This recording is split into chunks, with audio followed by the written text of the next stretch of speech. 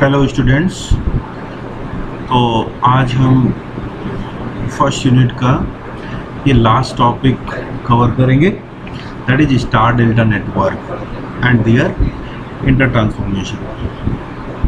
So what is star network, what is delta network, how to transform star into delta and delta to star, तो ये सब हम इसमें पढ़ने वाले हैं। So these are three terminal network. ठीक है, स्टार क्या होता है? एक स्टार पॉइंट होता है दैट इज एस और three resistances are connected forming a star across three terminal 1 2 3। Let's say this is R1, this is R2, this is R3. So here R1, R2 and R3 are the delta, are the star resistances. Those are forming a star network. ठीक है ना? Now delta, अब हम एक delta draw करेंगे across three terminals like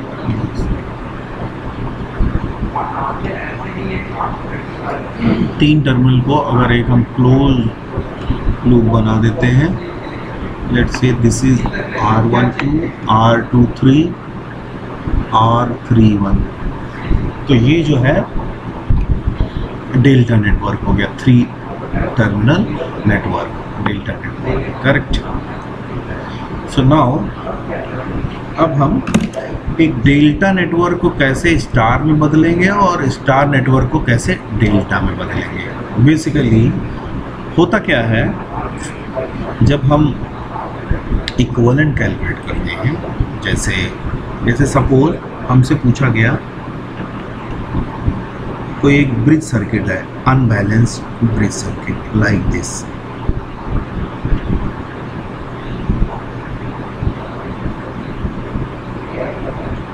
ठीक है, unbalanced bridge circuit है, let's say this is 1 ohm, 2 ohm, 3 ohm, 4 ohm, this is again 1 ohm. Now you are asked to calculate equivalent resistance of this bridge circuit that is unbalanced. So इसमें आप देखिए, आपको यहाँ पे series parallel नहीं दिखेगा। Unbalanced जो bridge circuit होते हैं उसमें हमें सीरीज पैरेलल नहीं दिखता है अगर अनबैलेंस्ड है। ठीक है, तो अब ऐसे सर्किट्स का पैसिव रेजिस्टिव नेटवर्क का अगर हमें इक्विवेलेंट कैलकुलेट करना है, so we go for star delta transformation. तो हम इसमें क्या करते हैं, थ्री टर्मिनल नेटवर्क ढूंढते हैं, स्टार ढूंढते हैं, डेल्टा ढूंढते हैं। जैसे हमें यहाँ पे दिख रहा है, हमें यहाँ पे एक डेल्टा दिख रहा है, इसको देखिए मैं ट्रेस कर देता हूँ, ये देखिए डेल्टा दिख रहा है। अब इस डेल्टा को हम इक्विवेलेंट स्टार में बदल देंगे, इसकी जगह पे हम ये जो रेड स्टार बनाया है ये बना देंगे। ठीक है, और इस डेल्टा को हटा देंगे क्योंकि हमने उसका इक्विवेलेंट नेटवर्क वहाँ पे पुट कर दिया। नाउ सी, अब देखिए क्या अब आपको सीरीज पैरेलल दिख रहा है? यस, अब हमको सीरीज पैरेलल दिख रहा है, ये दोनों सीरीज में हैं, ये दोनों सीरीज में है, ये आपस में पैरेलल में है और फिर ये इसके साथ सीरीज में है। तो अब हम इसका इक्विवेलेंट कैलकुलेट कर सकते हैं। सो नाउ अब हमको लेकिन ट्रांसफॉर्मेशन सीखना पड़ेगा कि हमने इस डेल्टा की जगह पे ये स्टार बना कैसे दिया, ये वैल्यूज हमने कैसे फाइंड की। सो इसके लिए हम पढ़ेंगे ट्रांसफॉर्मेशन। सो सबसे पहले हम लेंगे डेल्टा टू स्टार ट्रांसफॉर्मेशन। ठीक है, सो डेल्टा टू स्टार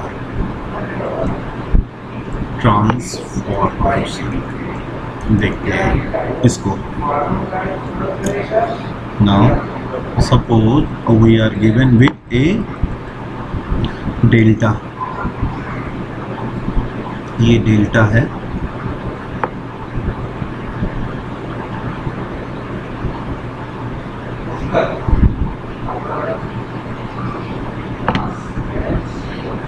ठीक है, इसके रेजिस्टेंसेस हमने ले लिया 1 2 R2 3 R3 1।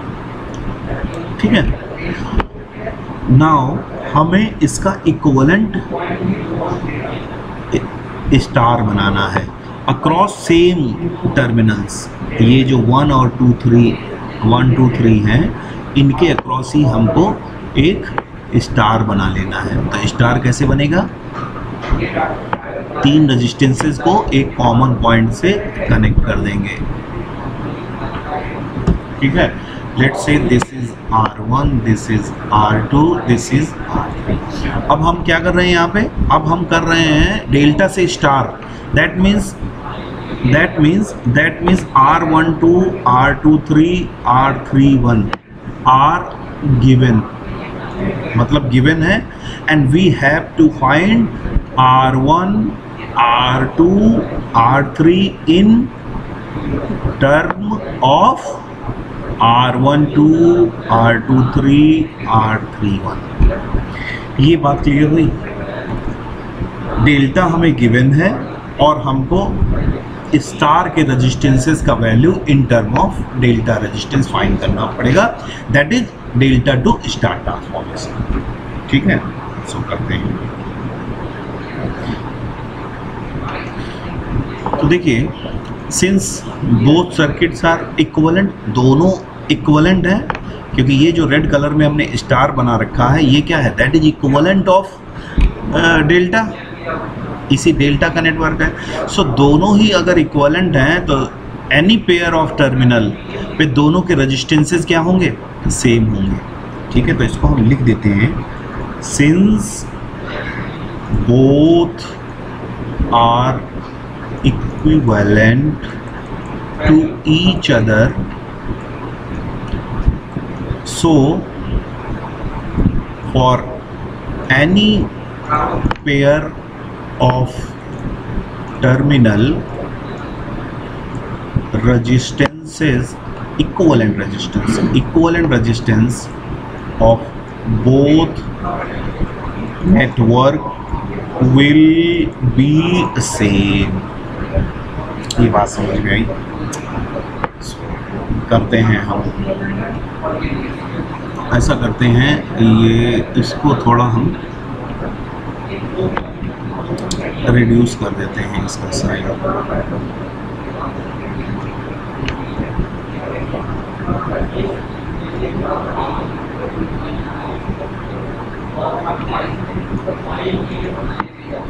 Now see, for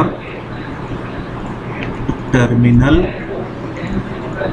1 and 2, अब हम टर्मिनल 1 2 के लिए चेक करते हैं, इक्वेशन लिखते हैं इक्विवेलेंसी की। डेल्टा को देखिए, डेल्टा का 1 और 2 टर्मिनल दिख रहा है। अगर 1 और 2 टर्मिनल के अक्रॉस हमसे कहा जाए कि रेजिस्टेंस निकालो, तो क्या करोगे? ये आप रेजिस्टेंस निकाल दोगे, इक्विवेलेंट रेजिस्टेंस। क्या होगा? ये दोनों तो सीरीज में दिख रहे हैं हमको, और इन दोनों का सीरीज कॉम्बिनेशन जो है वो R12 के साथ पैरेलल दिख रहा है। क्लियर हुई बात? तो क्या होगा equivalent resistance? That is R23 plus R31 series में हो गए इन पैरेलल विद R12। ये बात समझ में आई? ये हमने किसके लिए लिखा? ये हमने डेल्टा के लिए लिखा। ठीक है, ये हमने किसके लिए लिखा? डेल्टा के लिए, डेल्टा नेटवर्क। अब हम स्टार नेटवर्क के लिए लिखते हैं, सेम 1 और 2 टर्मिनल के अक्रॉस। पहले हमने क्या किया? हमने डेल्टा नेटवर्क के लिए लिखा, अब हम स्टार के लिए लिखते हैं। तो स्टार का 1 और 2 टर्मिनल देखते हैं। 1 और 2 टर्मिनल ये हमें दिखा। तो अब बताओ यहाँ से इक्विवेलेंट रेजिस्टेंस कितना है? तो इसमें देखिए, ये जो 3 रेजिस्टेंस है ये तो हमारे लिए बेकार है, ओपन है। तो सिंपल यहाँ पे R1 और R2 दोनों सीरीज में हो गए। तो 1 और 2 टर्मिनल के अक्रॉस स्टार नेटवर्क का रेजिस्टेंस क्या होगा? That will be R1 plus R2. Since both are equivalent to each other, तो ये रेजिस्टेंसेस भी इक्विवेलेंट रेजिस्टेंस दोनों के सेम होंगे, जो कि हम पहले लिख चुके हैं। यहाँ पे हमने यही लिखा है, तो ये हमको मिल गई एक इक्वेशन। ये बात समझ में आई। सिमिलरली फॉर टर्मिनल 2 3 के लिए, तो टर्मिनल 2 3 के लिए जब हम लिखेंगे तो आप इसको चेक करिएगा, R12 और R31 सीरीज में आ जाएंगे इन पैरेलल विद R23। इधर क्या होगा, R2 प्लस R3। ये एक इक्वेशन मिल गई। और तीसरी इक्वेशन जो है कहाँ से मिलेगी, फॉर टर्मिनल 3 1 के लिए। तो टर्मिनल 3 1 के लिए देखते हैं। 3 1 के लिए देखिए, यहाँ पे ये R12 और R23 सीरीज में आ जाएंगे। R23 और R12 सीरीज में आ जाएंगे इन पैरेलल विद R31। इधर क्या हो जाएगा, R3 प्लस R। तो अगर आपको ये इक्वेशन समझ में आ गई तो सारा डेरिवेशन खत्म। इसको हम रफ कर देते हैं, नहीं तो ये जस्ट समझाने के लिए था, ठीक है। तो अगर अब आप ये इक्वेशन समझ पा रहे हैं तो हमारा 80% काम हो गया। 80% काम हो गया। ये इक्वेशन अगर इसमें कोई डाउट है तो अभी आप डिस्कस कर सकते हैं, ठीक है। सिंपल हमने इक्विवेलेंसी यहाँ पे टर्मिनल 1 2 2 3 3 1 के लिए लिख दिया, ठीक है। अब अगर हम इनको थोड़ा सॉल्व करेंगे तो ये पैरेलल कॉम्बिनेशन है, तो ये क्या हो जाएगा, R12 R23 R31 divide by तीनों का सम R12 R23 R31, और ये क्या हो गया, R1 plus R2, equation number 1। Similarly 2 3 terminal के लिए क्या हो जाएगा, R2 प्लस R3, इधर क्या हो जाएगा, R23 into R12 plus R31 divide by तीनों का सम R23 R312। देखिए ये हम कैसे लिख रहे हैं, बेसिकली ये जो है ना, आपको बताया था ना, R1 पैरेलल R2 का मतलब क्या हुआ, R1 into R2 upon R1 plus R2, वहाँ से हम लिख रहे हैं इसे, ठीक है ना। इसको कह देते हैं इक्वेशन नंबर 2। अब 3 1 टर्मिनल के लिए R3 प्लस R1, ये क्या हो जाएगा, R31 R23 R12, और डिनोमिनेटर में R12 R23 R31, equation number, correct. अब हमें क्या फाइंड करना है, यहाँ पे याद रखिए, R1 R2 R3 की values in term of R12 R23 R31। सो हम इन तीन इक्वेशंस को सॉल्व कर लेंगे R1 R2 एंड R3 के लिए। तो हमें क्या करना पड़ेगा, अब आपको समझ में आ गया होगा। अब ये बस 7th क्लास का साइमल्टेनियस इक्वेशन सॉल्व करने का काम रह गया है, ठीक है ना। अब यहाँ पे इलेक्ट्रिकल खत्म, बस इक्वेशन सॉल्व करना है। तो ऐड ऑल 3 इक्वेशंस, तो जब हम ऐड करेंगे तो क्या होगा, लेफ्ट साइड में ये तीनों डबल डबल टर्म हो जाएंगे, तो 2R1 plus R2 plus R3, इधर क्या हो जाएगा, इधर तुम्हारा एलसीएम में तो डिनोमिनेटर आ जाएगा यही R12 R23 R31। ऊपर जब हम ब्रैकेट्स ओपन करेंगे तो हर पेयर ऑफ प्रोडक्ट 2 बार आएगा। जैसे देखिए, जैसे यहाँ से हमको मिलेगा R12 के प्रोडक्ट, R12 R23 यहाँ से मिलेगा, और R23 इंटू R1 ये दूसरे से भी मिलेगा। तो हर पेयर जो है प्रोडक्ट जो है वो 2 बार मिलेगा। तो यहाँ पे हम क्या लिख देंगे, R12 R23 R23 R31 R31 R12। ठीक है, तो ये जो है 2 और 2 ये कैंसिल हो गए, तो हमारी जो इक्वेशन बनी वो इक्वेशन आ गई R1 plus R2 plus R3 equal to R12 R23 R3 R23 R31 R31 R12 divide by R12 R23 R31। इसको हम बोल देते हैं इक्वेशन नंबर 4।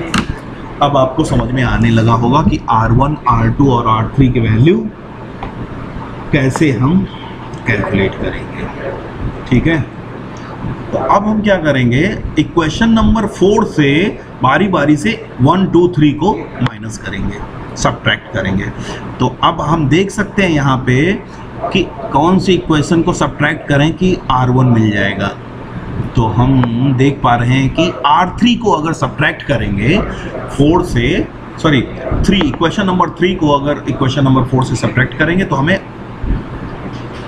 नहीं इक्वेशन नंबर 2, क्योंकि इक्वेशन नंबर 2 हम देख रहे हैं LHS में R2 R3 है, तो जब सब्ट्रैक्ट करेंगे तो ये दोनों कैंसिल हो जाएंगे और हमको मिल जाएगा R1। लिख देते हैं 4 माइनस बाय 4 माइनस 2।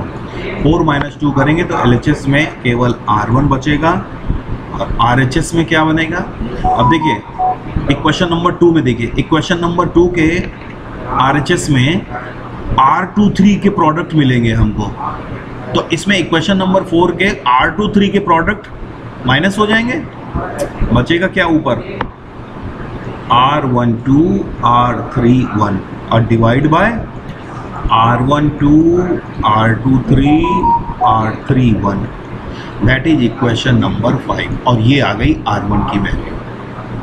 ठीक है, सिमिलरली बाय 4 माइनस कौन सी इक्वेशन 3 इक्वेशन को माइनस करेंगे तो R2 का वैल्यू आ जाएगा, क्या आएगा R12 R23 divide by R12 R23 R31, equation number 6। अब एक ही इक्वेशन बचती है बाय 4 माइनस 1, तो हमें मिल जाएगा R3 that is R23 R31 divide by R12 R23 R31, equation number 7। So 5 6 7 are the required equations, expression for R1 R2 and R3। बात समझ गए। सो अब अगर हम देखें ये फॉर्मूला कैसे बना, इसको हम समझते हैं थोड़ा। चलिए उसको हम बाद में डिस्कस करेंगे, पहले हम ये स्टार टू डेल्टा भी कर लें। स्टार टू डेल्टा, देखिए स्टार टू डेल्टा का मतलब ये हुआ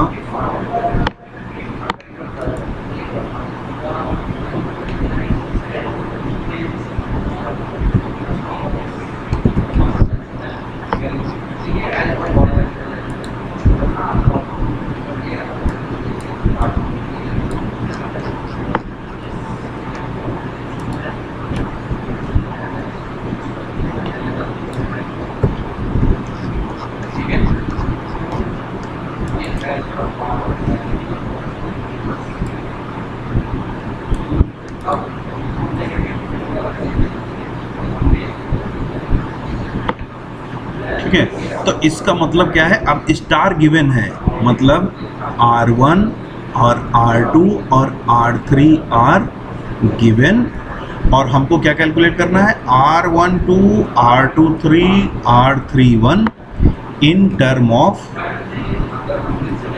R1, R2 एंड R3। ठीक है, ये करने वाले हैं। तो ये कैसे करेंगे, इक्वेशन नंबर 5, 6, 7 को आगे कंटिन्यू कर रहे हैं। इक्वेशन नंबर 5, 6, 7 को आगे कंटिन्यू कर रहे हैं। ठीक है, अब हम क्या करते हैं, अब हमें क्या करना, उल्टा सॉल्व करना है, मतलब R12, R23, R31 की value in term of R1, R2, R3। तो क्या करते हैं, फाइंड SOP।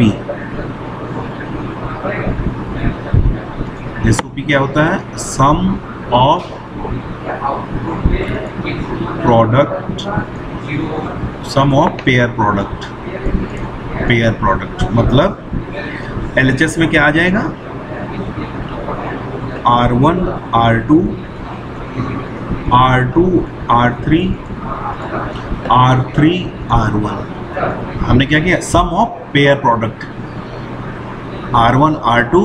तो अब यहाँ पे देखिए इधर क्या आएगा, पहले वाले R1 और R2 का जब मल्टीप्लिकेशन करेंगे तो R12 स्क्वायर हो जाएगा R23, R31 divide by R12, R23, R31 का होल स्क्वायर।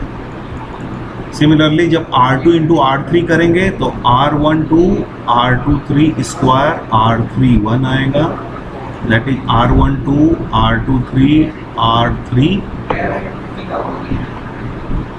स्क्वायर, और फिर R12, R23, R31 का square upon R12, R23, R31 का स्क्वायर। बात समझ में आई।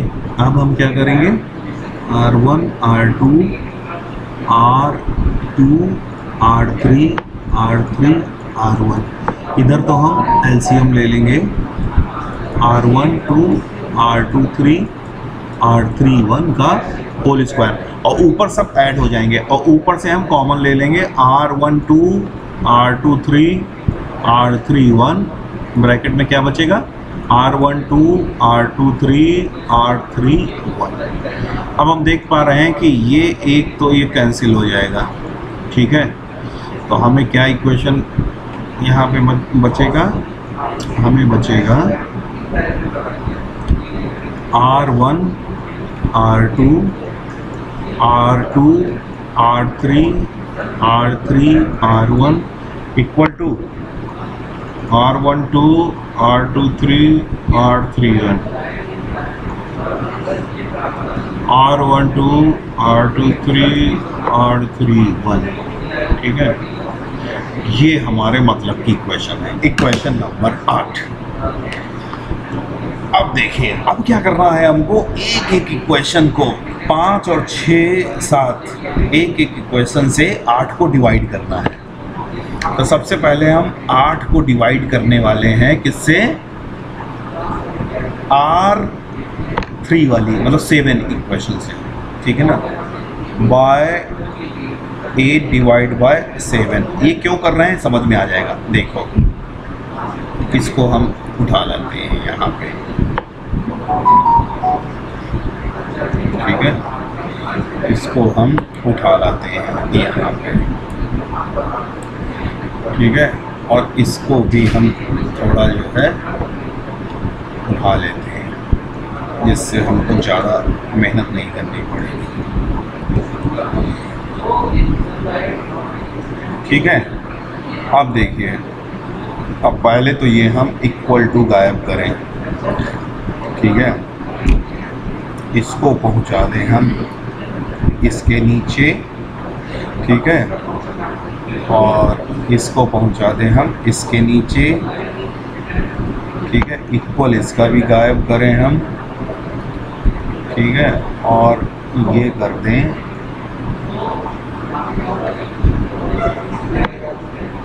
यहाँ पे, ठीक है।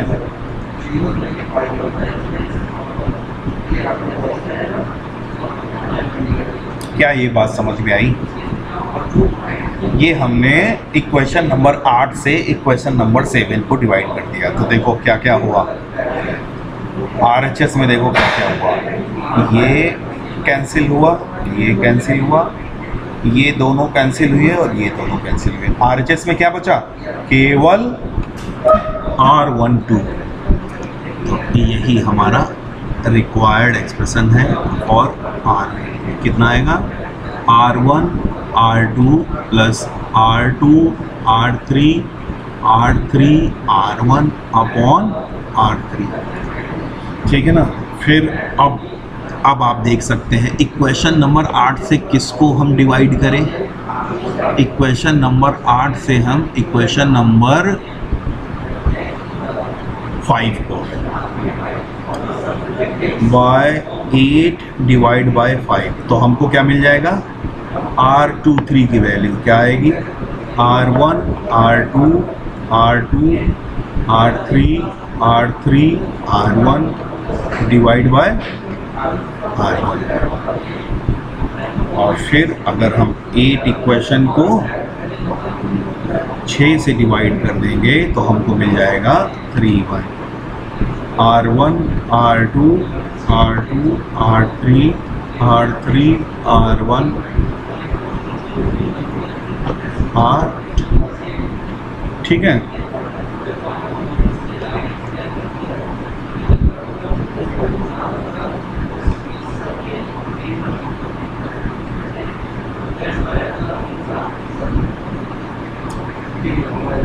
ये समझ में आई बात।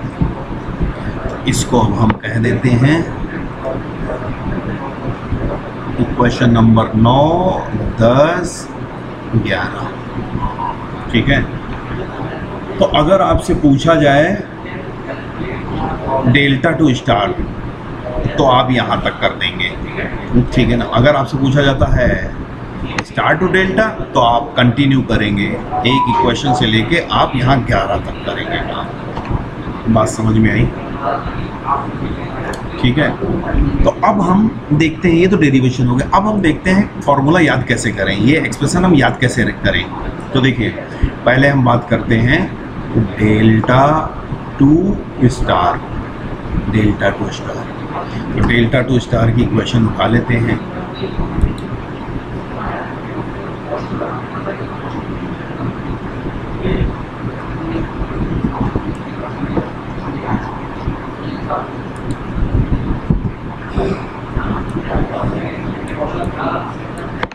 तो देखिए डेल्टा हमको गिवन था, ये डेल्टा 1 2 3, ये R12 R23 R31। तो अब देखिए डेल्टा का स्टार बनाना है, हमको स्टार बनाना है। जैसे ये स्टार है, ये तो पहले तो स्टार बना लो, उस डेल्टा की जगह पे स्टार बना लो। अब देखिए ये जब रेजिस्टेंस हम लिख रहे हैं, ये क्या है, इसको हमने क्या कहा है? R1। तो R1 में देखो एक्सप्रेशन देखो जरा, R1 का किसका मल्टीप्लिकेशन किया गया है ऊपर? R12 R31, मतलब ये रेजिस्टेंस और ये रेजिस्टेंस का multiplication R12 R31 divide by तीनों का सम R12 R23 R31। मतलब जो रेजिस्टेंस हम स्टार का निकाल रहे हैं डेल्टा में देख लो आजू बाजू के कौन से रेजिस्टेंस हैं, ठीक है ना। तो इस तरीके से सारे फॉर्मूले लिखे गए हैं। तो अब देखिए ये याद रखने के लिए डेल्टा टू स्टार अगर है तो क्या उसका तरीका है? डिनोमिनेटर तो क्या है? Sum of all delta resistance. ऊपर क्या, ऊपर का क्या है? Product of near by resistance, near by delta resistance. ये बात समझ में आई? ये स्टार टू डेल्टा। आप जैसे देख लीजिए, आप देख लीजिए, इसको हम R2 कह रहे हैं ना, तो यहाँ पे देखो ऊपर किसका मल्टीप्लिकेशन किया गया है। अगर R2 हम सॉल्व कर रहे हैं तो किसका मल्टीप्लिकेशन किया गया है? इन दोनों का। यही दोनों तो हैं आस पड़ोस वाले, देखो R1 to R2 3, ठीक है। और अगर हम स्टार टू डेल्टा लिखना चाहते हैं,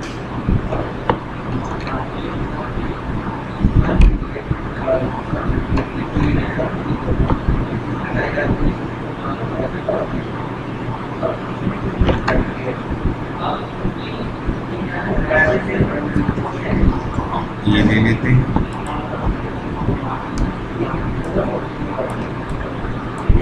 स्टार टू डेल्टा मतलब स्टार हमको गिवन है, ये हमको रेजिस्टेंसेस पता है, R1 R2 R3 1 2 3, इसका डेल्टा बनाना है। तो सबसे पहले तो डेल्टा बना लो, जो रेजिस्टेंसेस जो टर्मिनल हैं उनके बीच में एक एक रेजिस्टेंस जोड़ दो। अब ये क्या है, ये R12 है, तो R12 देखिए, और ये क्या है R31 है, और ये R23 है।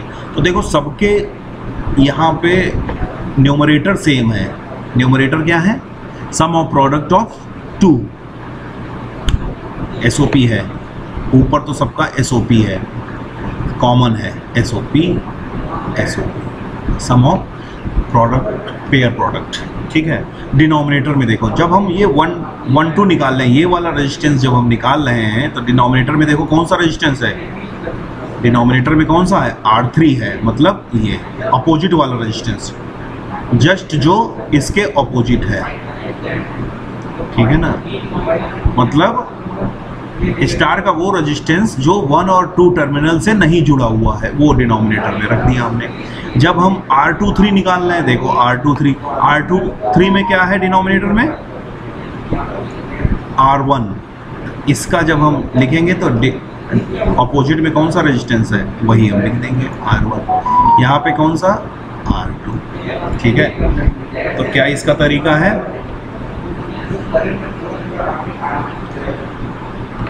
स्टार टू डेल्टा में क्या है, सम ऑफ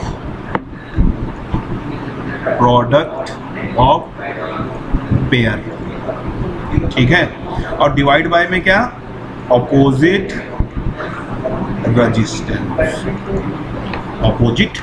रेजिस्टेंस, ये बात समझ में आई, ठीक है। अब इसको हम यहाँ पे रखते हैं और इसके हम कुछ क्वेश्चंस करेंगे, वो नेक्स्ट लेक्चर में करेंगे, ठीक है। Thank you.